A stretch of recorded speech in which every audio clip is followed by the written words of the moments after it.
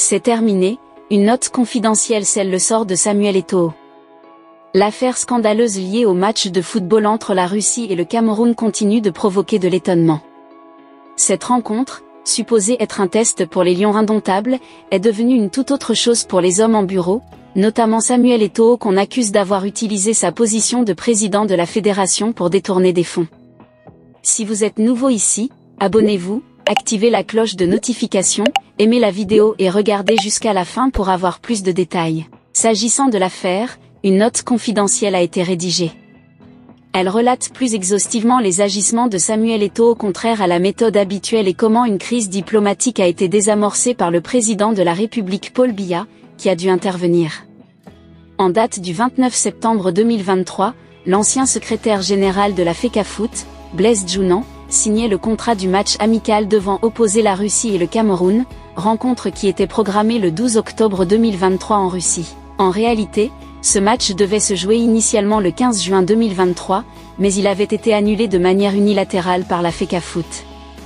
Y faisant suite, en date du 7 juin 2023 et sur demande d'Anatoly Bachkin, ambassadeur de la Fédération de Russie au Cameroun, le ministre des Sports et de l'Éducation physique, Narcisse Mouel-Kombi, avait reçu en audience le diplomate russe. Celui-ci avait indiqué au ministre qu'il était mandaté par le ministre russe des Affaires étrangères pour s'enquérir des tenants et des aboutissants d'une situation préoccupante pour la Russie, situation de nature à semer un certain doute sur l'état des relations entre la Russie et le Cameroun. Il s'agissait de la déprogrammation sur l'initiative de la FECAFOOT du match amical entre les Lions indomptables et l'équipe nationale de Russie. Ce match qui aurait dû se jouer le 15 juin 2023, mais avait été annulé par la FECAFOOT, cette dernière prétendant que la dite annulation était le fait d'instructions défavorables du gouvernement camerounais. Cette situation avait fait l'objet d'un traitement dans des médias russes qui y voyaient une application, par le Cameroun, des mesures occidentales de boycott contre Moscou en rapport avec la crise russo-ukrainienne. D'ailleurs, cela avait embarrassé la mission diplomatique du Cameroun à Moscou et la presse russe avait large écho de cette situation. Pour rassurer le diplomate russe, le ministre Kombi avait apporté les précisions suivantes. L'organisation des matchs amicaux, le choix des partenaires, celui du lieu des matchs et leur date sont de la compétence exclusive de la FECAFOOT. Le gouvernement camerounais n'avait à aucun moment été informé de l'organisation d'un match contre la Russie. N'ayant donc pas été consulté, il ne pouvait aucunement instruire l'annulation de quelque rencontre que ce soit.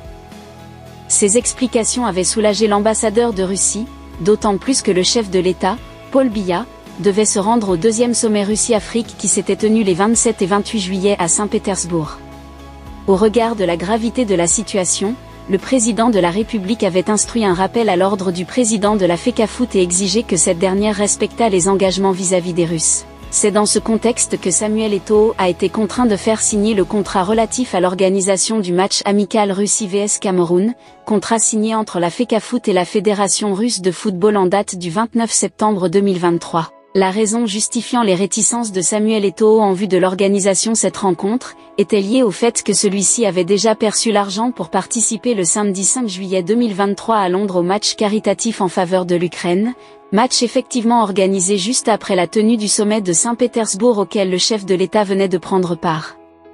La présence de Samuel Eto'o à cette rencontre avait été abondamment critiquée par une partie de l'opinion publique. Il convient de noter qu'à la suite de la signature du contrat entre la Fédération russe de football et la FECAFOOT en date du 29 septembre 2023 pour l'organisation le 12 octobre du match amical entre la Russie et la FECAFOOT avait saisi le ministre des Sports à l'effet de lui transmettre le budget du dit match ainsi que celui contre le Sénégal devant se jouer le 16 octobre 2023. Volontairement, la FECAFOOT avait omis de dire dans sa correspondance qu'il s'agissait des matchs amicaux, qui en principe, sont totalement pris en charge par les organisateurs. Elle avait plutôt évoqué les préparatifs de la Coupe d'Afrique des Nations Côte d'Ivoire 2023 et les éliminatoires de la Coupe du Monde 2026 pour subrepticement tromper la vigilance du gouvernement et obtenir frauduleusement des financements additionnels de la part de l'État. Le budget afférent à ces deux matchs amicaux avait été arrêté à la somme de 712 212 540 francs CFA par la primature, soit 596 116 124 francs CFA pour le match contre la Russie et 177 161 660 francs CFA pour la rencontre contre le Sénégal. À la demande du ministre d'État, secrétaire général de la présidence de la République, en date du 11 octobre 2023, le ministre des Finances avait été instruit de mettre cet argent à la disposition de la FECAFOOT, comme on peut le lire dans la correspondance y relative. Ce budget montre bien qu'exception faite de l'agence comptable de la FECAFOOT, aucune autre administration n'avait pris part à ces deux rencontres. Au regard de tout ce qui précède, le patron de la FECAFOOT n'est pas exempt de tout reproche dans cette affaire qui prend du volume depuis qu'elle a été révélée. Toutes les sources ne se montrent pas optimistes pour l'ancien capitaine de la sélection qui devrait, sauf retournement de situation, être sanctionné pour sa mauvaise foi.